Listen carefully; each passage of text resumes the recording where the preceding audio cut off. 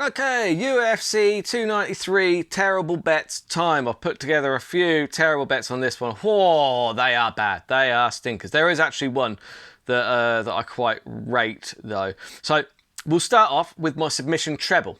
Submission treble. I'm taking Gabriel Miranda to take out Shane Young. Shane Young missed weight by a lot, but he's still fighting. So he was cutting weight for a lot longer than he wanted to be, or unless he just gave up. But it's a double-edged sword. Most of the time, the guy that missed weight does win, but I quite rate Miranda anyway, so I'm going to take the submission there. Charlie Radke to take out Blood Diamond, whatever his name is. He's terrible, so he basically, his opponent is terrible, and Radke wins by submission more than he wins by anything else, so no-brainer.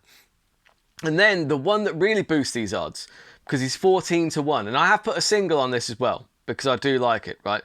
Felipe dos Santos to submit Manel Cap is 14 to 1. Now, this might be my pick of the week, might be my pick of the year, honestly, if it comes off. Because the reason I'm picking that, now Felipe dos Santos debut in the UFC, a lot of people don't know an awful lot about him.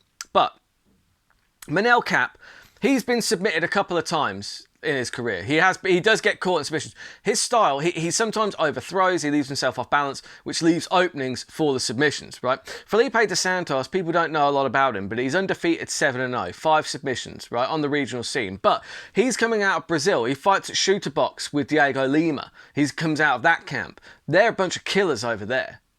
He might be a killer. He's undefeated. He has never been beaten. Manel Cap has been beaten. He has been submitted. Felipe dos Santos to get the submission here, 14 to 1. There's a lot of value there, because I think the reason he's 14 to 1 is because of the unknown. They just don't know. And at the end of the day, look, Manel Cap, obviously, he could just look fantastic and put this dude away, because Manel Cap is no joke. He's very, very good. But he does throw big, he does leave himself off balance, and he has been submitted before. And this guy is coming in, he's never been beaten. He's got 5 submissions on his record out of 7 wins.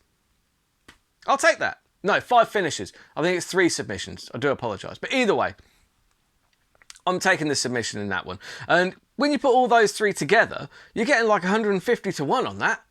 Beautiful. That's worth a quid. And then what I do is I throw a little bit of Tyson Pedro in there just for fun. Because Tyson Pedro, I'm looking at his opponent. Tyson Pedro, he's very good at getting those hooks in, taking the back, rear naked chokes. He does get the knockouts as well. But I don't know. I've just got a feeling that if you have the submission in there, you're getting 5s on that. And that boosts the bet from 150 to 1 to 830 to 1. That's worth a quid. Come on, man. That's terrible. Look, all that's going to happen is that on fight night, I'm going to have lost a quid. But I keep the stakes low, I keep the odds long, I keep the bets terrible. Just remember, like I said, gambling is for idiots. I do this for fun. It's why I keep the stakes so goddamn low that it's meaningless. Do you know what I mean? If I win or lose. But sometimes you find some value in there. I think the best value, as I said, Felipe dos Santos. Tyson Pedro is not bad value at 5s either, to be fair, because he's perfectly capable of winning that fight. Then I've gone for a knockout treble, which really is terrible because the odds are absolutely awful. Getting Carlos Alberg, Justin Taffer, and Alexander Volkov all to win by knockout, because the Alberg's fighting a guy who's a kickboxer, but Alberg's the 205-pounder, handsome, devilishly handsome guy out of City Kickboxing. He got beaten by Zhukwu in his first fight, but since then he's just been on a tear, and him knocking out Jung is pretty likely. Justin Taffer, very likely to win by knockout. It's gonna be a brawl with Austin Lane. Look, don't count Austin Lane out. If you want some value, pick up Austin Lane, because he's an NFL level athlete who's a giant 6'6", and he's got power in both hands. So you can't count him out. But I do think in a brawl, Justin Taffer is probably more well equipped to get the knockout in that one, which is why I'm going there. Alexander Volkov, I think that he probably knocks out Tai Tuivasa. I will be cheering on Tai Tuivasa because I want Tai Tuivasa to win. He's one of my favourites, but I just don't see that.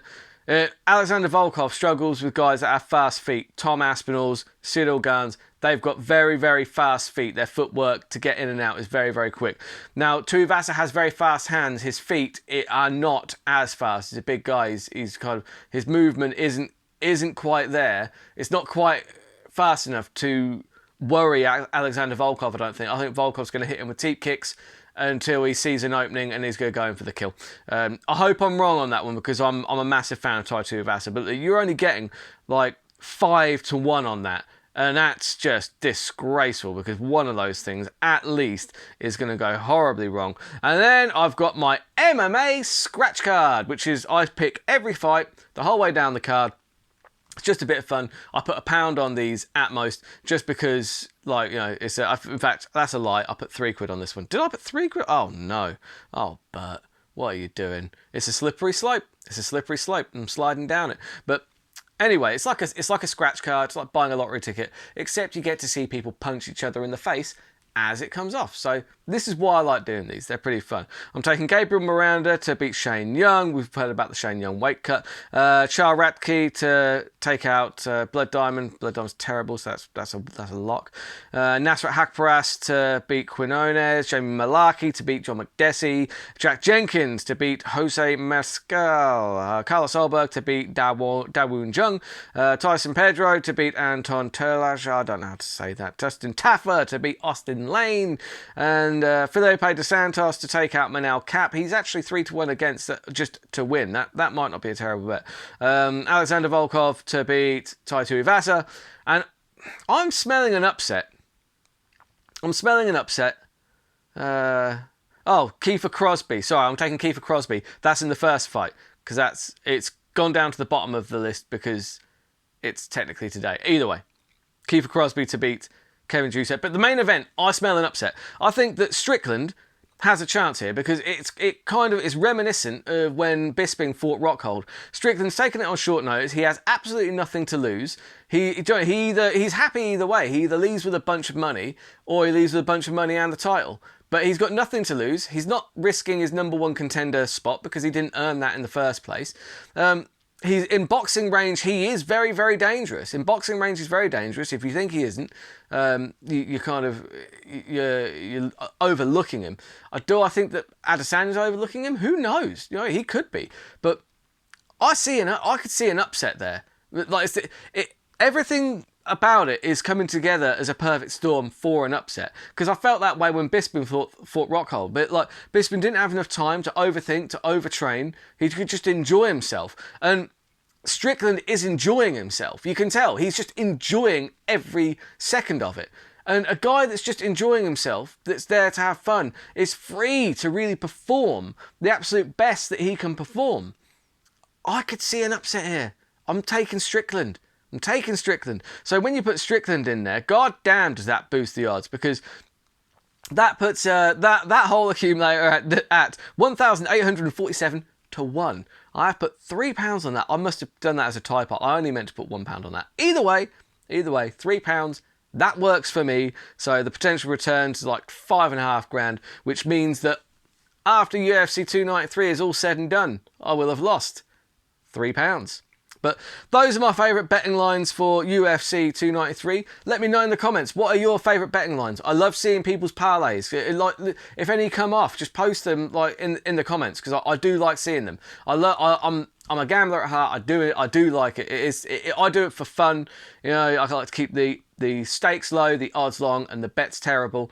We'll recap all these next time. So until next time, keep those odds long and those bets terrible.